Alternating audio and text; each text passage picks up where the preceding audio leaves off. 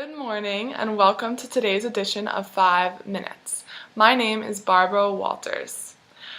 Today we will be investigating the issues regarding Zimbabwe's developmental challenges by hearing one group's $10 billion project and ways to resolve these issues.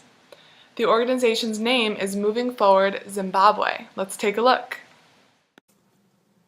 Despite a tumultuous history and current struggle with development, we at Moving Forward Zimbabwe believe in a brighter future for the nation. One main goal of our program is to increase access to and availability of health care. To do this, we plan to establish clinics in currently underserved areas, which will be staffed by volunteer healthcare professionals through organizations such as Doctors Without Borders, as well as volunteer Zimbabwean physicians. Additionally, we hope to establish a partnership with the University of Zimbabwe that would allow qualified senior medical and nursing students to serve at the clinics under the supervision of the doctors to gain clinical and residency experiences, as well as help staff the clinic. While our clinics will provide basic medical services and vaccinations, we also will provide transportation to hospitals for more life-threatening conditions. Because our clinics will rely on one or more wells to provide water to supply the clinic, we plan to open these wells for community access to allow for more hygienic conditions and to provide clean drinking water. Beyond the clinics, we hope to implement community vaccination programs which will travel to underserved areas and provide the residents with the necessary vaccinations they need. We also plan to implement midwife training programs to train women as certified midwives. This will be beneficial not only to the mother and child, but also to the midwife, as it provides her with potential career opportunities.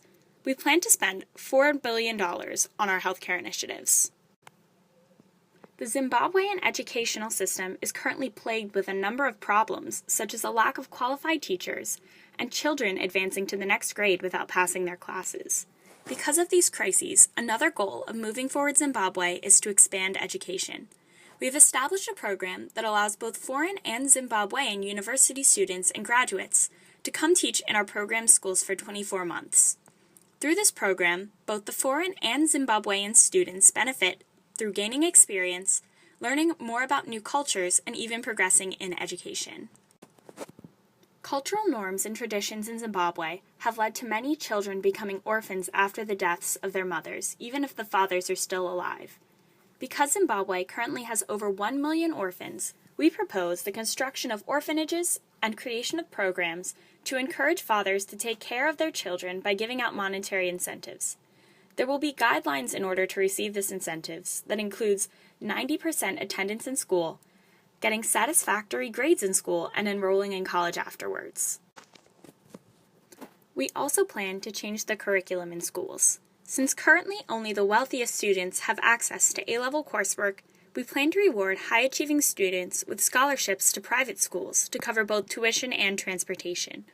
We plan to enforce the existing curriculum to ensure that children pass their exams with sufficient understanding before they advance to the next grade, and to develop programs to help children who are struggling academically. We plan to spend $5 billion on our education initiatives.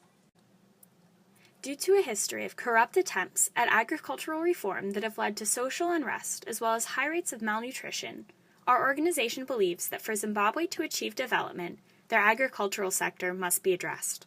For this reason, the last part of our development plan for Zimbabwe is agricultural reform. Our organization plans on spending $1 billion to distribute land in rural settings to applicants who qualify for our program. Applicants can apply for land grants as communities or as individuals. We believe that by allowing this variable option, tribal communities will be more likely to take part in the agricultural sector. Individual applicants will be placed in a group of 10 people with other non-family applicants in the program. Both the community-based groups and the individual applicant groups will be made to swear an oath to follow the 10 bylaws of the group in order to maintain progress toward our educational goal. These bylaws include the promise of committing to small families and the promise to educate their children. In addition, participants will have to attend land association meetings weekly. These group meetings should instill a social drive among landowners to help enforce land ownership laws. Within this program, land ownership will not be passed on to family members automatically.